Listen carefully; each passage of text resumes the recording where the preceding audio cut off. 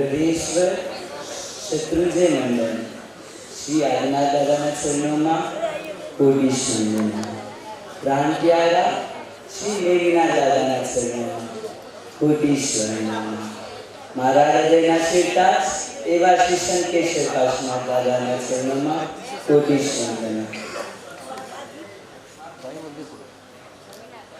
जगत में संपूर्ण विधि में रहे हुए आचार्य भगवान, उपाध्याय भगवान, साधु भगवंतों के चरणों में भाव विनिमय.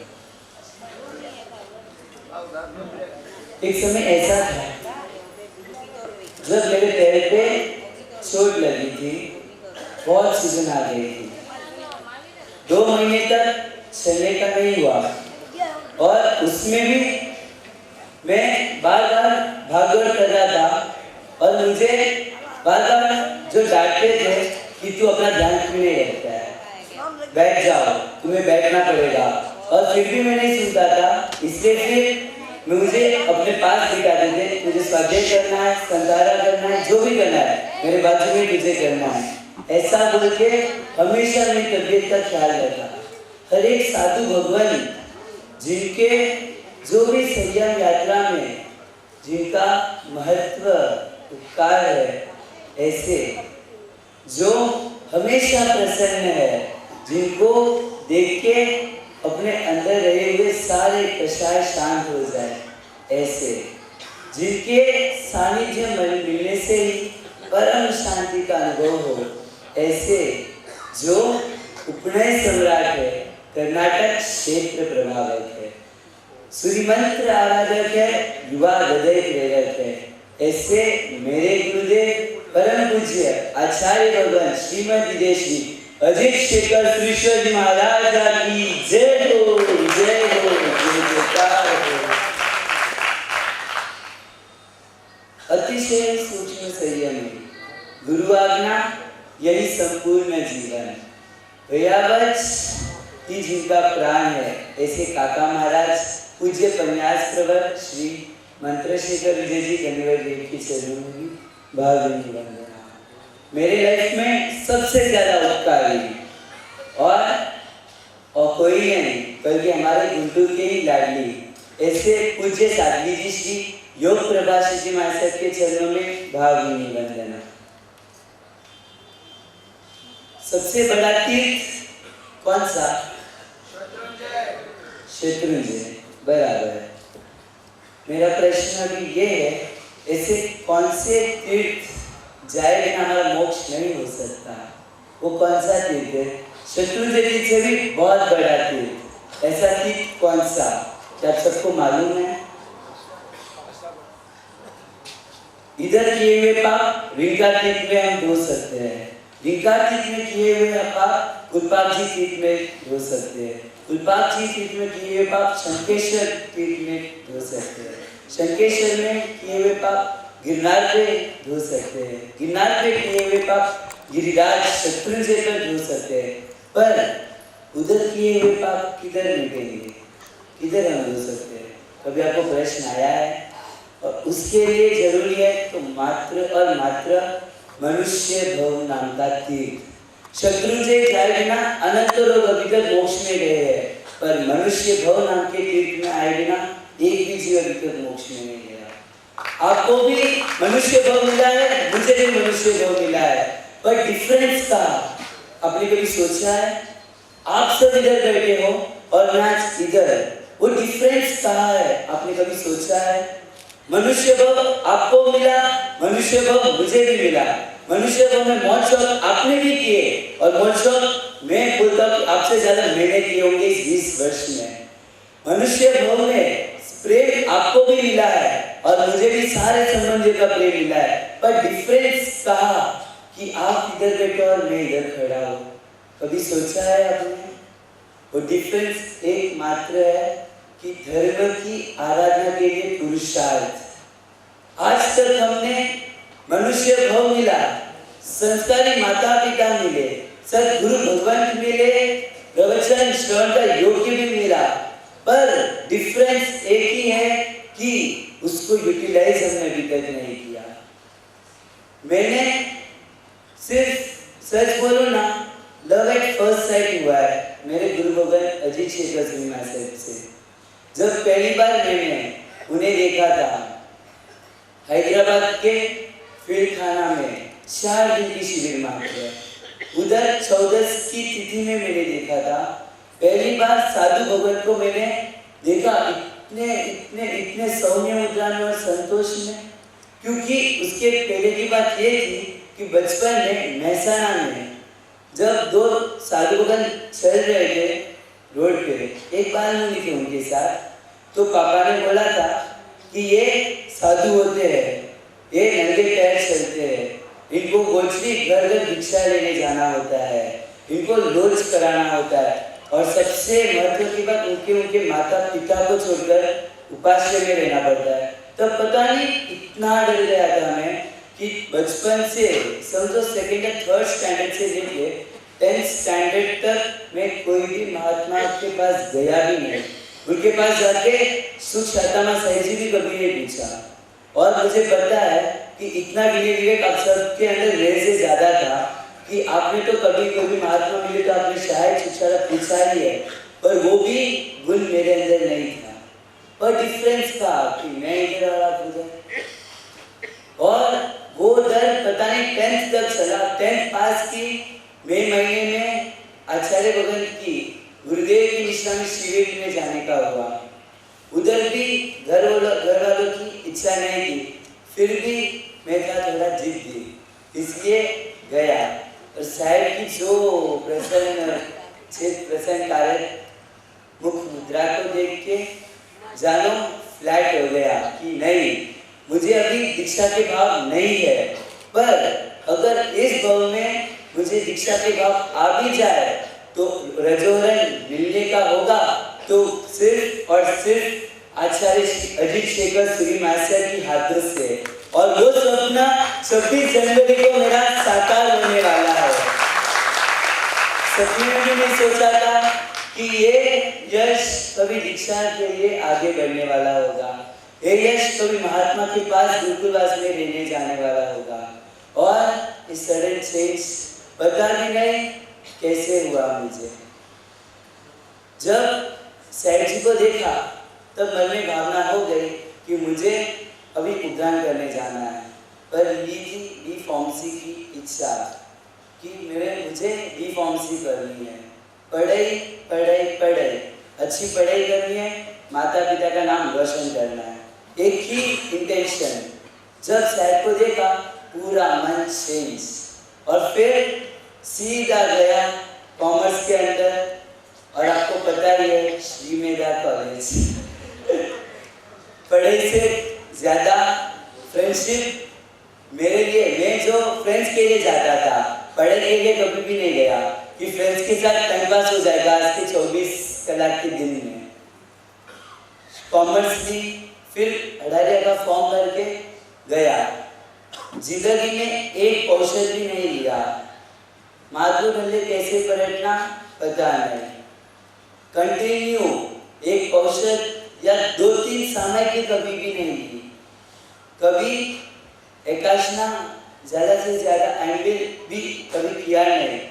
उपवास कर लेता था पर एंगल मुझे नहीं करना है, एंगल का मुझे भाता नहीं है, फिर भी बस देव गुरु की ऊपर विश्वास रख के आगे बढ़ गया।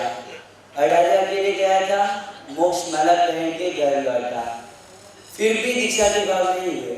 उधर एक सस्पेंस ऐसा कि पूज्य साध्वी जी श्री योग प्रभाषणी जी, अलियन प्रभाषणी जी, समस्त 27 साध्वी जी मेरे बाजू में, एक बाजू, दूसरे बाजू में आचार्य भगवान अजीत शेखर सुरेश्वर जी, विमल बोधि सुरेश्वर जी एवं 15 साधु भगवान सब मुझे राउंड ऑफ करके बैठे हैं और बोल रहे थे कि हाथ जोड़ तुझे कदमूल का सौगंध लेना है।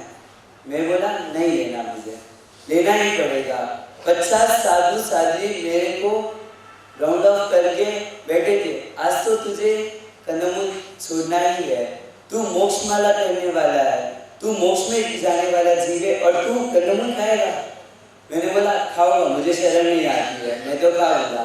फिर भी मैंने नियम नहीं लिया, तब उपदान हो गया, कोई ज्यादा दीक्षा के भाव नहीं कि आप सब जो भी बोलते हो ना, उपदान में दारू सोरा जाए तो दीक्षा का भाव में आवे था ऐड कोई जरूरी नहीं है कि मारे में तो नहीं आ गया था।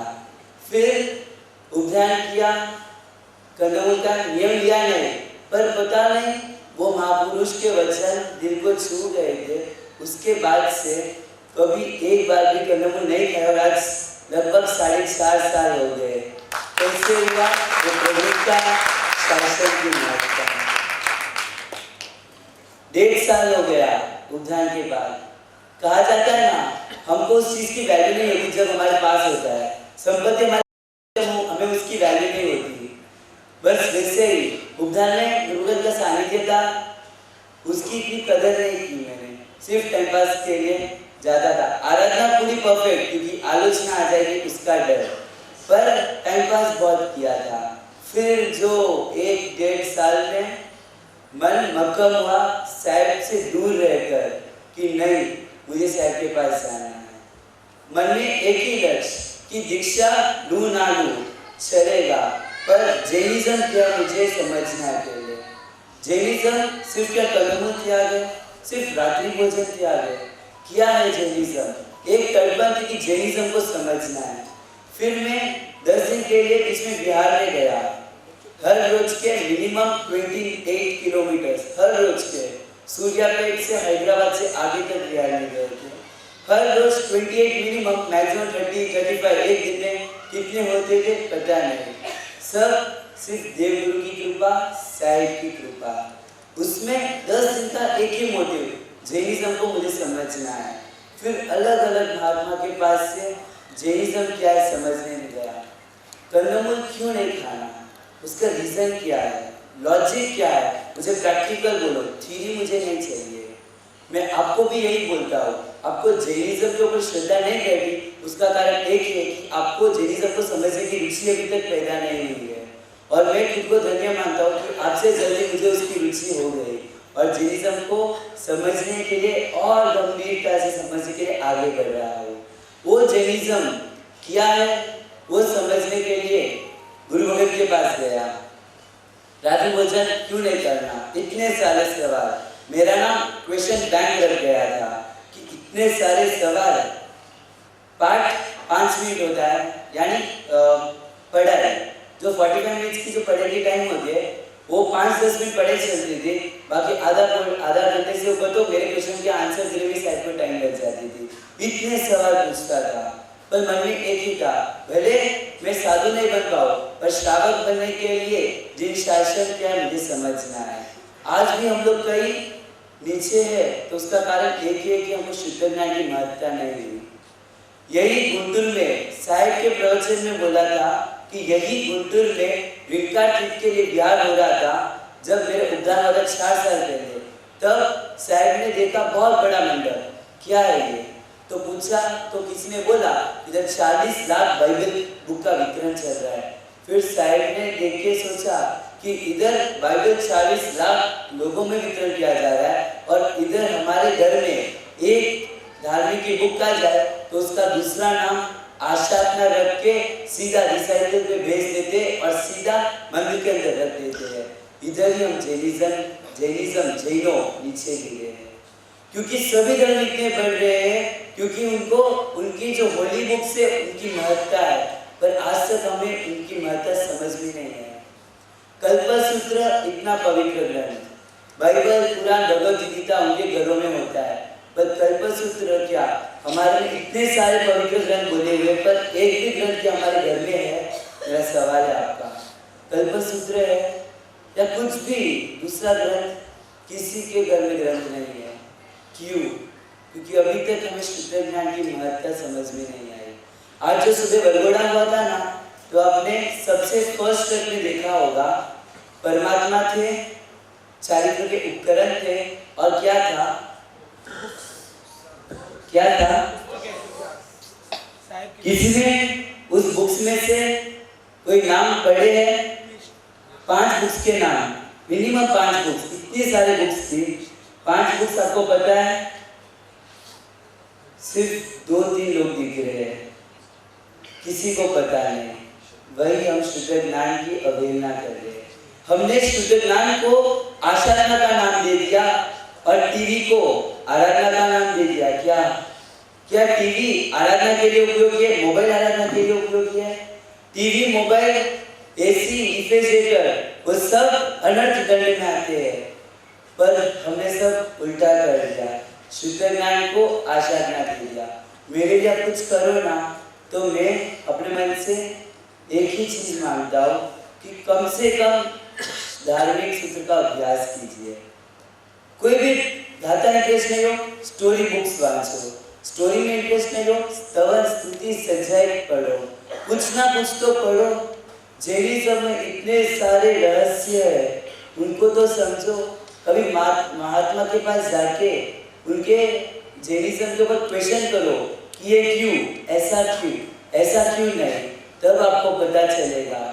बस यही मेरा जो लाइफ का टर्निंग पॉइंट था कि जैनिज्म क्या है समझना है, और वही पूछने के लिए, समझने के लिए सर जी के पास गया। फिर मन मक्कम करके कैसे भी सर जी के पास रहने गया। उधर बहुत बार ऐसा होता था कि कोई साधु भगवान विशेष आराधना करे तो उनकी अनुमोदना किया जाता है। कोई मुमुक्षु विशेष आराधना करे, उनकी अनुमोदना। कोई श्रावक भी विशेष सुकृत या फिर आराधना करे, उनकी अनुमोदना।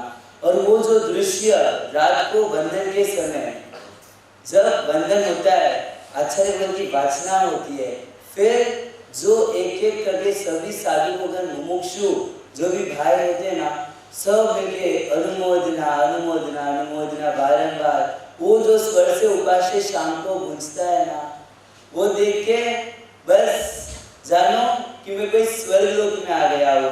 एक संसार जहाँ पे हम रह रहे हैं वो कितना अलग और ये कितना अलग, वो तब पता चला। ये संसार में रहकर भी इतना आनंद कैसे प्राप्त हो सकता है, वो भी एक क्वेश्चन था। और उधर देख के इतना आंतरिक आनंद मिलता था कि अगर जीना हो तो इधर ही जीने का। भले दीक्षा के भाव हो ना हो, दीक्षा के लिए आगे बढ़ू ना बढ़ू, पर साधु भगत के पास गुरुकुलवास में तो अवश्य रहना है। वो आनंद की अनुभूति मुझे करनी है। ये वही सोच के आगे मैं रहता गया। प्रथम बार गया, 4 महीने के लिए गया।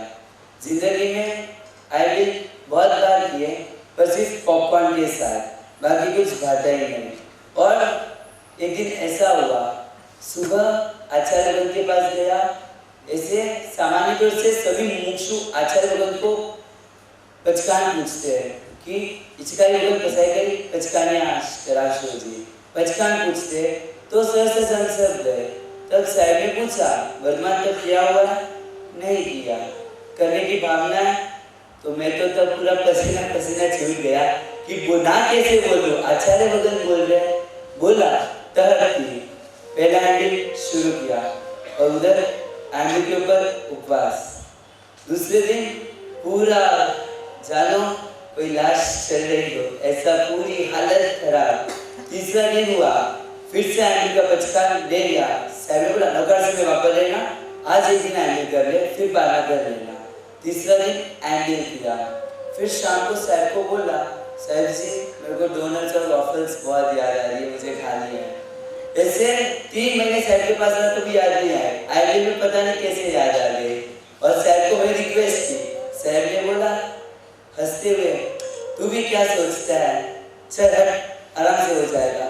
जिस दिन साहब ने इसे बोला, तब से लेके वर्तमान तक का जो 20 दिन का था आईडी विपास की आराधना, एक बार भी कोई दूसरी आइटम का याद भी नहीं आया। एक्चुअली तो डोसा चटनी मेरी फेवरेट आइटम थी। आइडियल की डोसा चटनी इतनी भाग गई थी कि मुझे अभी नॉर्मल डोसा चटनी खाना ही नहीं, आइडियल का ही खाना है। वो जो है महत्ता महापुरुष के वचनों में। मेरे जीवन में आचार्य भगवान साक्षात, मेरे जीवन में आचार्य भगवान साक्षात जो बोलते हैं ना, जिनके मुख से कुछ भी वचन आ जाए वो अवश्य फलेगा, सिद्ध वचन। मैंने बोला औषध कभी नहीं किया, करना हो जाएगा, उद्धार हो गया। आंधे कभी नहीं किया, खाता नहीं है, होली कभी नहीं की, वर्तमान तक पाया हो गया। फिर मन हुआ कि साहब कुछ नया करना। तो क्या बोला, साहब अभी तक पड़ा है। तो साहब ने बोला तुझे अभी भक्तान करना है, एक ही दिन में करना है। मैंने बोला साहब जी ऐसे कैसे होगा, 3 दिन तो मिनिमम दीजिए, मिनिमम 3 दिन, मैक्सिमम मुझे पता नहीं। साहब ने बोला कुछ नहीं होगा, तो स्टार्ट तो कर। फिर साहब का आशीर्वाद लेके उस दिन भक्तान स्टार्ट किया। पता नहीं सूर्योदय में स्टार्ट किया, सूर्य अस्त तक भक्तामल की 44 गाथा कैसे कंठस्थ हुई, साहब की महत्ता। सूत्र 1 घंटे में कैसे हुआ पता नहीं। सबसे ज्यादा मेन बात, मुझे गाथा में इंटरेस्ट 0.1%, पर काव्य संग्रह, स्तवन, स्तुति, सज्जाई इतने प्रिय कि बस जाता हूँ, सर जी मेरे को ये स्तवन करना है, सर जी मेरे को सज्जाई सिखाओ, इसका राग बोलो। तो सर जी ने भी सोचा कि इसको गाथा करने की इच्छा होती नहीं है, इसको इसकी स्टाइल में गाथा समझाने, गाथा सिखाने होगी। सर ने बोला कि तू अभी 5 गाथा करेगा तो मैं तुम्हें स्तवन सिखाऊंगा, इसकी राग सिखाऊंगा। और ऐसे करते करते साहिब जी ने 5 प्रतिगमन, 4 प्रकरण, 3 भाष्य, 2 कर्मग्रंथ, 50 स्तवन, 25 सज्जाई, 180 से ऊपर स्तुति कैसे कराई पता नहीं। वो जो है गुरु तत्व। अभी मेरा क्वेश्चन यही है कि अभी मैं संसार में रहता, घर में रहता, तो क्या ये सब होता मेरे से? क्या ये सब होता मेरे से? संसार में कभी औषध नहीं किया, कोई ओली भी नहीं की, पर ये सब साहिब के प्रभाव से कैसे हुआ पता नहीं। तब मुझे पता चला कि ये होती है, ये होता है गुरु तत्व का महत्व। गुरु तत्व इतना अद्भुत, तब आस्वादन होने लगा। फिर संयम जीवन के प्रति, शासन के प्रति अहोभाव बढ़ता गया, बढ़ता गया, बढ़ता गया। फिर भी मन में बैलेंसिंग नहीं, डगमग, दीक्षा लूं या नहीं लूं, दीक्षा जीवन पाल पाऊंगा नहीं पाल पाऊंगा, एक ही क्वेश्चन बार बार। फिर भी ठीक है, रहता हूँ थोड़े समय तक सच के पास रहता हूँ, आराधना करूँगा, जो भी होगा देखा जाएगा। पर पता नहीं कैसे आज योग्यता थी नहीं मेरे में। सैफ जी ने बोला कि यश तू योग्य हो चुका है, अभी तू दीक्षा लेने के लिए तत्पर हो चुका है। माता पिता को बोलना कि तुम्हारी संयम की तैयारियां शुरू की जाए। फिर मेरी प्रॉब्लम आ गई, मनाना कैसे मम्मी पापा को? साहिब जी को भी डर इसी बात का, पापा को तो मना लेंगे, मम्मी को मनाएंगे कैसे? सिर्फ दीक्षा बोले तो बस जानो पीवीसी पाइप में से पानी की धारा बह रही हो, नल चालू कर दिया हो, कंटिन्यू रोना रोना रोना। जैसे मंगेरी माता ने 1000 वर्ष तक रो रो कर आंखों की रोशनी गवा दी थी, वैसे ही कुछ मेरी मम्मी ने भी बार बार रोते रोते रोते रोते अपनी आंखें इतनी कमजोर कर दी। और फिर अभी भी जब मेरी मुहूर्त की बात आई ना, तो इससे पहले तो फरवरी की इच्छा थी कि फरवरी में दीक्षा लेंगे। वो कारण एक ही, सैफ जी ने बोला कि 26 जनवरी मेरी इच्छा है, पर तुम्हारी मम्मी की इच्छा मेरी इच्छा से ज्यादा है, मम्मी को फोर्स मत करना। फिर मैं शौक गया कि आचार्यगण ऐसे कैसे बोल रहे हैं। सामान्य तौर से जो मुहूर्त गुरुगण देते वही स्वीकार करने का होता है। फिर भी ठीक है, फिर माता पिता को कहने का हुआ कि अभी दीक्षा की रजा दीजिए, क्योंकि अभी दी की शादी भी होने वाली है, तो आपके शर्त के मुताबिक दीदी की शादी होने के बाद मेरी दीक्षा, तो अभी आप मुझे रजा दे दीजिए।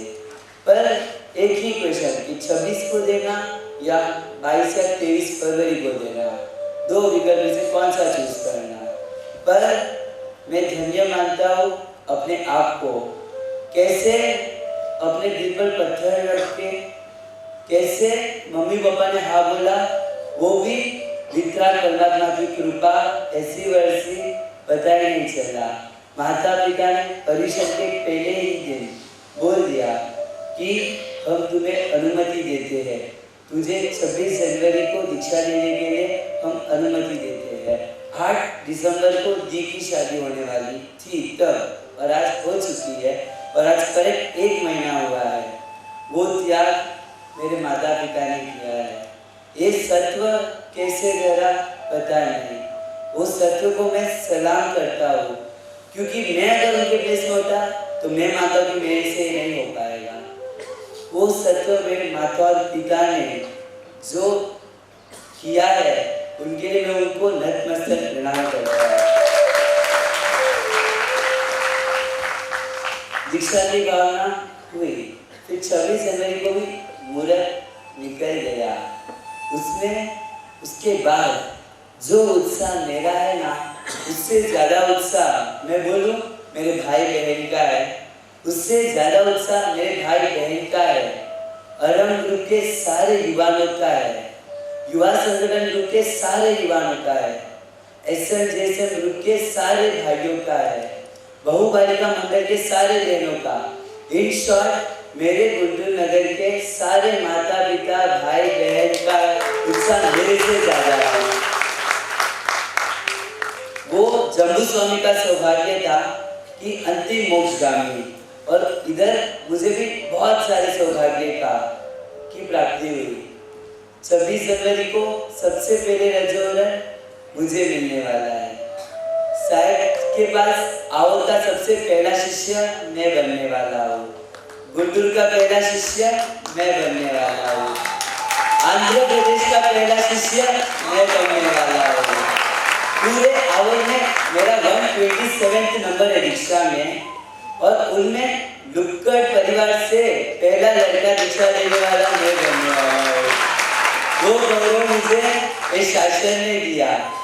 मेरी कोई लायकात नहीं, मेरा कोई विशेष पुरुषार्थ भी नहीं संयम जीवन लेने के लिए। जो भी कृपा वर्षी है, सिर्फ और सिर्फ वितराग परमात्मा की कृपा वर्षी है।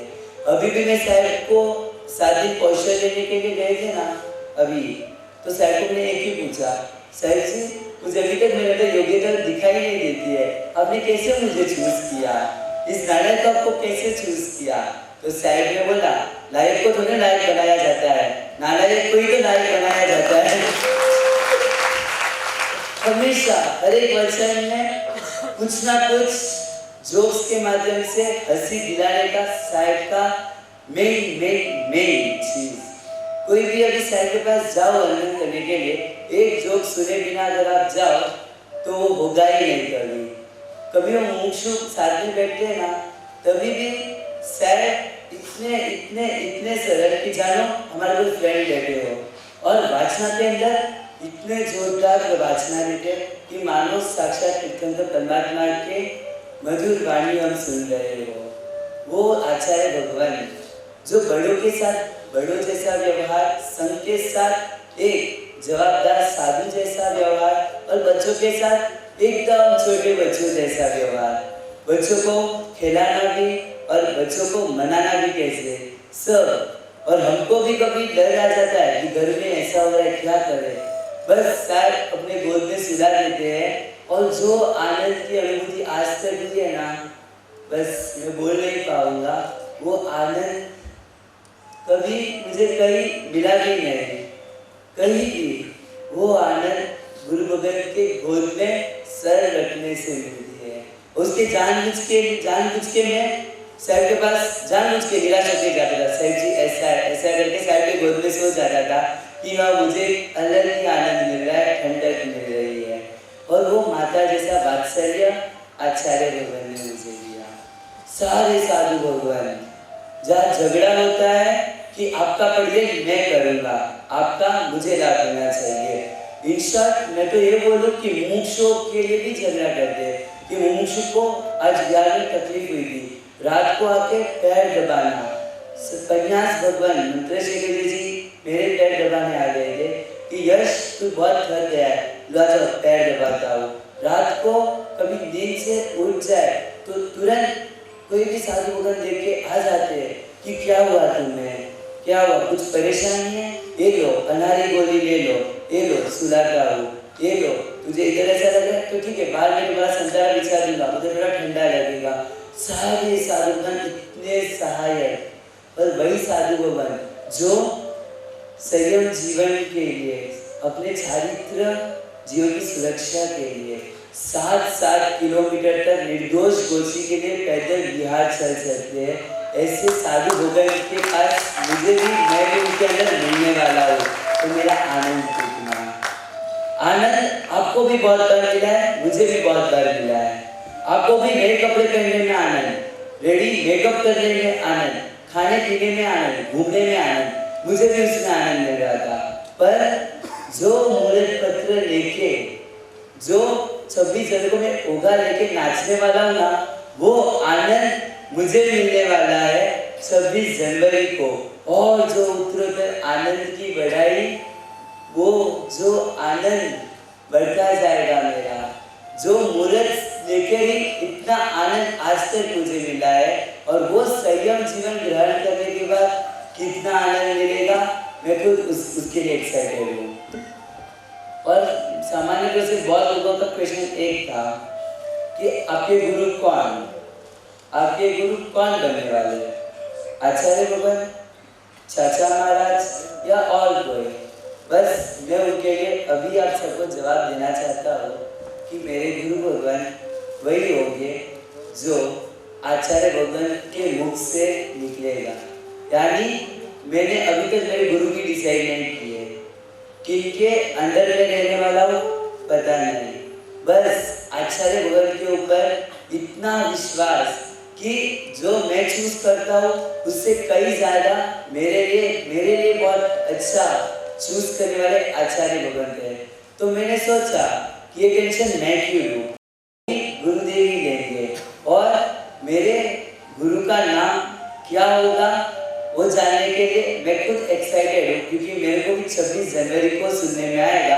और आप सब भी खास पधारना, मेरे गुरु कौन होने वाले हैं।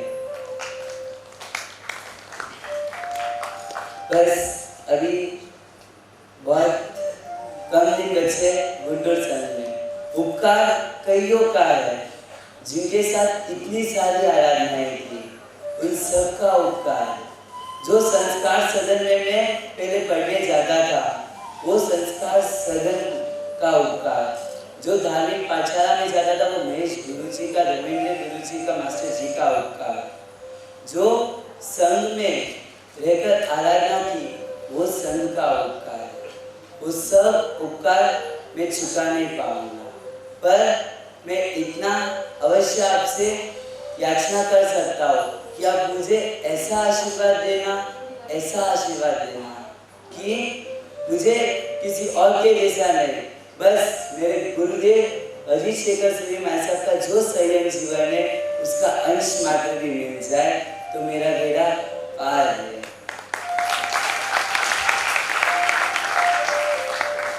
मुझे समर्पण कैसा चाहिए?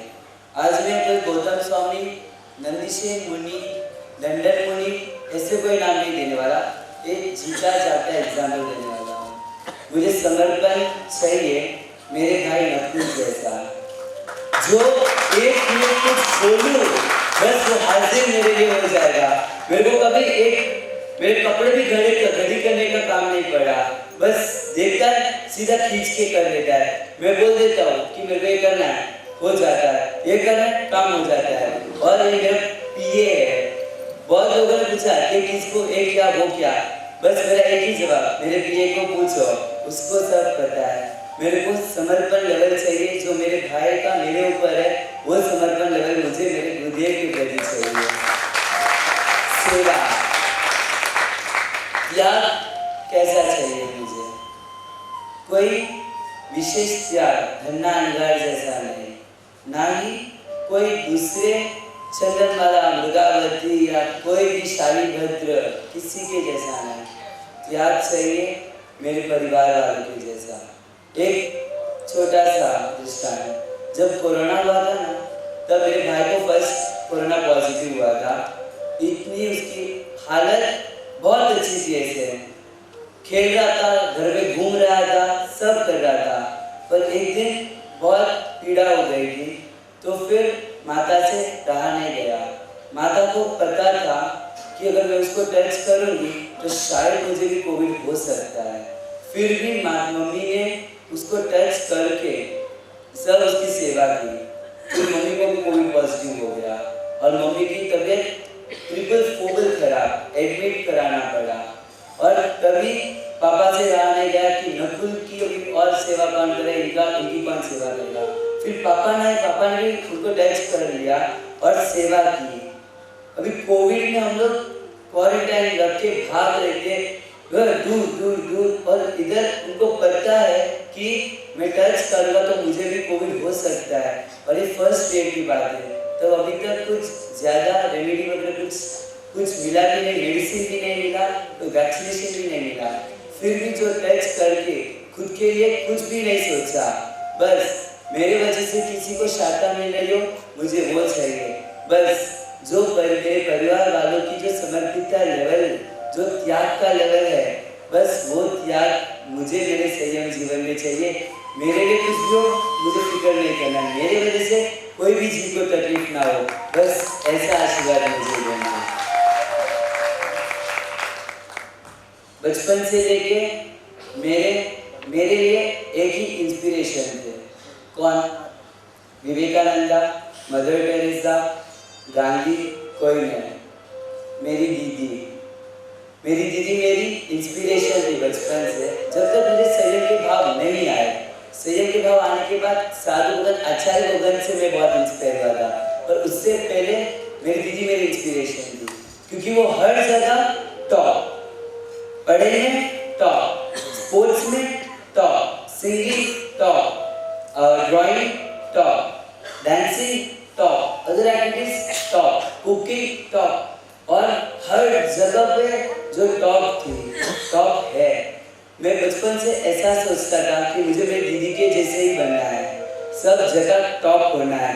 करना हो प्रयत्न तो एक छोटे लल्लू पल्लू चीज के लिए नहीं, करना है पूरा प्रयत्न, और पूरा प्रयत्न करना है तो पूरा प्राप्त करना ही है। और वो इंस्पिरेशन लेके बस मैं भी यही मानता हूँ कि संयम जीवन में मैं कुछ ऐसा वैसा चिल्लर पिल्लर नहीं, बल्कि हर जगह स्वाध्याय, सेवा, समर्पण, भक्ति, व्यायाम, हर जगह टॉप लेवल पर पहुंचूं, ऐसा आशीर्वाद मुझे बिल्कुल समझ रहा है। मेरे कन्यास भगवान की पहला प्रवचन मैंने सुना था उद्यान में। उनके फर्स्ट प्रवचन मैंने जो लाइफ में सुना वो था, सभी जीवों के प्रति प्रेम बांटो, प्रेम बांटो, प्रेम बांटो, जहाँ भी जाओ प्रेम बांटो। प्रेम बांटने में हमारा होता क्या है? आपको रिटर्न में इतना कुछ मिलने वाला है, प्रेम बांटो। बस वही गुंटूर संघ ने मुझे आज तक इतना प्रेम दिया है, वही प्रेम मैं सकल जीव 14 राज्यों के तमाम जीवों के प्रति वर्षाओं। ऐसा आशीर्वाद मुझे गुंटूर संघ देना, ऐसा आशीर्वाद मुझे गुंटूर संघ देना। और अंतिम में बस इतना कहना चाहता हूँ, मैं दीक्षा लेके जा रहा हूँ। आपको आपके पास में शायद अभी 26 जनवरी से हर पल नहीं रहूँगा, पर आपको जितने भी साधु साधी भगवान थे उनके अंदर आपका यश आपको ढूंढना है, आपके यश महाराज आपको ढूंढने हैं।